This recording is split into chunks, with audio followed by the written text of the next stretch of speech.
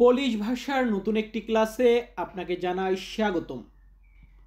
আপনারা যারা পোল্যান্ডে নতুন এসেছেন বা আসবেন তারা সকলে অবশ্যই পোলিশ ভাষাতে কথা বলা শেখার জন্য চেষ্টা করবেন। আমি প্রতিনিয়ত বিভিন্ন দেশের ভাষা নিয়ে কাজ করি বা বিভিন্ন দেশের ভাষার ভিডিও তৈরি করি, এবং আজকের ভিডিওতে অতি গুরুত্বপূর্ণ কিছু পোলিশ শব্দার্থ থাকবে যেগুলা আমাদের দৈনন্দিন কাজ করতে দরকার হয়। তো চলুন আমাদের আজকের ভিডিওটি শুরু করা যাক। শুরুতে আরেকটি কথা বলি, ভিডিওটা ভালো লাগলে অবশ্যই আমাদের চ্যানেলটি সাবস্ক্রাইব করে রাখবেন। তো আমাদের এখানে প্রথম শব্দটি রাখা আছে কত। কত এটা বলতে গেলে আমরা পোলিশ ভাষাতে বলি ইলে। পোলিশ শব্দ ইলে, ইলে মানে কত। এর পরবর্তীতে এখানে আছে চেষ্টা। আমরা যে চেষ্টা করি, তো এই চেষ্টা বা চেষ্টা করা এটাকে পোলিশ ভাষাতে বলা হয় প্রোববাস। পোলিশ শব্দার্থ প্রোববাস মানে হচ্ছে চেষ্টা বা চেষ্টা করা। এর পরবর্তীতে এখানে আছে হওয়া। কোন একটা জিনিস হওয়া বা হতে, এটা বলতে গেলে আমরা বলি বেস। পোলিশ শব্দ বেস। বেস মানে হওয়া বা হতে। তো এর পরবর্তীতে এখানে রেখেছি ঘটনা। ধরুন কোন একটা ঘটনা ঘটেছে, তো ঘটনা এটা বলতে গেলে আমরা পোলিশ ভাষাতে বলবো ভেদাজেনিয়া। পোলিশ শব্দ ভেদাজেনিয়া মানে হচ্ছে ঘটনা। ঘটনার পরবর্তী শব্দটি এখানে আছে বামে। বামে বলতে লেফট বা লেফট সাইডে, এটা বলতে গেলে আমরা পোলিশ ভাষাতে বলবো লেভে। লেভে মানে হচ্ছে লেফট বা বাম, যেটাকে আমরা বাংলাতে বলি। এরপর এখানে রাখা আছে ডাইন।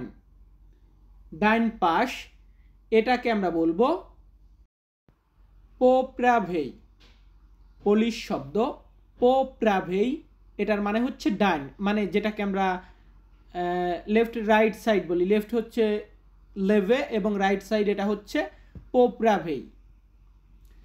এর পরবর্তীতে এখানে আছে গাছ।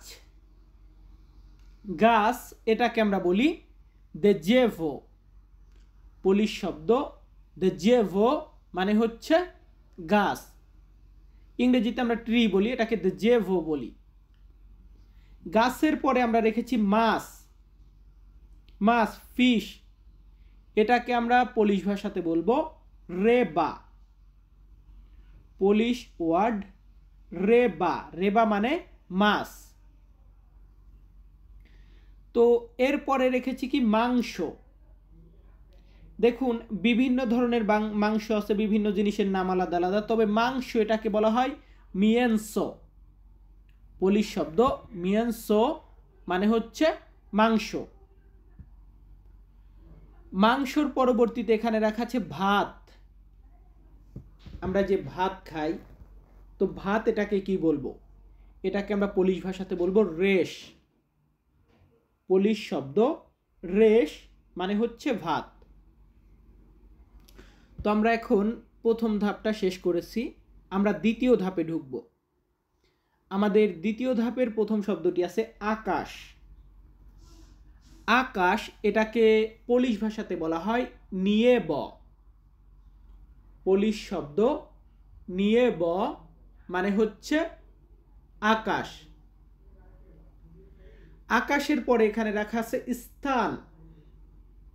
কোন একটা স্থান বা জায়গা, এটাকে পোলিশ ভাষাতে বলা হয় লোকালিজাসিয়া। পোলিশ শব্দার্থ লোকালিজাসিয়া মানে হচ্ছে স্থান। এরপরে এখানে রেখেছি বৃষ্টি। এই যে বর্তমান সময়, দেখুন আমি নিজেও ওয়ারশা সিটিতে আছি, একটু সময় পর পরই বৃষ্টি নামে। তো বৃষ্টি এটাকে আমরা কি বলবো? এটাকে আমরা বলবো দেশ। পোলিশ শব্দ দেশ মানে হচ্ছে বৃষ্টি। এরপর এখানে রাখা আছে চাঁদ। আমরা চাঁদ বলি, চাঁদ সূর্য। তো চাঁদ এটাকে পোলিশ ভাষাতে বলা হয় কিশিয়েনজেস। কিশিয়েনজেস মানে হচ্ছে চাঁদ। কি মানে চাঁদ? কিশিয়েনজেস মানে হচ্ছে চাঁদ। এবং আমরা যেটাকে সূর্য বলি, চন্দ্র, সূর্য, এই সূর্য এটাকে বলবো সুওনেসনে। সুওনেসনে মানে হচ্ছে সূর্য। কিশিয়েনজেস মানে হচ্ছে চাঁদ। এরপর এখানে রাখা আছে গরম। গরম ভাত, গরম লাগতেছে, এটা গরম। মোট কথা গরম এটা বোঝাতে গেলে আমাদেরকে বলতে হবে গোরনসে। পোলিশ শব্দার্থ গোরনসে মানে হচ্ছে গরম। এর পরবর্তীতে আমরা রেখেছি ঠান্ডা। গরম ঠান্ডা, তো ঠান্ডা এটাকে আমরা বলবো জিমন। পোলিশ শব্দ জিমন মানে হচ্ছে ঠান্ডা, গোরনসে মানে হচ্ছে গরম। এর পরবর্তীতে এখানে আছে আশা। আমি আসব, তুমি আসবে, তো এই যে আশা যে জিনিসটা, এটাকে পোলিশ ভাষাতে বলা হয় পেশেখজিস। পেশেখজিস মানে হচ্ছে আশা। এরপর এখানে রেখেছি জানা। আমি পোলিশ ভাষা জানি না, আমি এই কাজটা জানতে চাই। তো এই যে জানা যে বিষয়টা, এটাকে বলা হয় ভিয়েজেস। পোলিশ শব্দ ভিয়েজেস মানে হচ্ছে জানা। জানার পরবর্তী শব্দটি এখানে রেখেছি কিভাবে। কোন একটা কাজ করবেন, কিভাবে করবেন, কেমন বা কিভাবে, এটাকে আমরা পোলিশ ভাষাতে বলি ইয়াক। পোলিশ শব্দ ইয়াক। ইয়াক মানে কেমন বা ইয়াক মানে কিভাবে। তো এরপরে আমরা কি রেখেছি? এরপর আমরা রেখেছি কে। কে আসবে, কে জানে, কে করবে। তো এই কে বলতে গেলে আমরা বলবো খোত। পোলিশ শব্দ খোত মানে একবার যে খোত এমনটা না, উচ্চারণটা ক এবং খ এর মাঝখানে উচ্চারণটা হয় খোত মানে কে। এরপর আছে আমি। আমি এটাকে বলা হয় ইয়েস্তেম। পোলিশ শব্দার্থ ইয়েস্তেম মানে হচ্ছে আমি। আমি আমরা শিখে নিলাম। এরপর এখানে রেখেছি আমাদের। কোন একটা জিনিস আমার একার না, আমাদের, এটা বলতে গেলে আমরা পোলিশ ভাষাতে বলবো নাশ। পোলিশ শব্দার্থ নাশ মানে হচ্ছে আমাদের। এরপরে এখানে রাখা আছে কাজ। আমরা যে কাজ করি, কাজ, এটাকে আমরা পোল্যান্ডে বলি প্রাচা।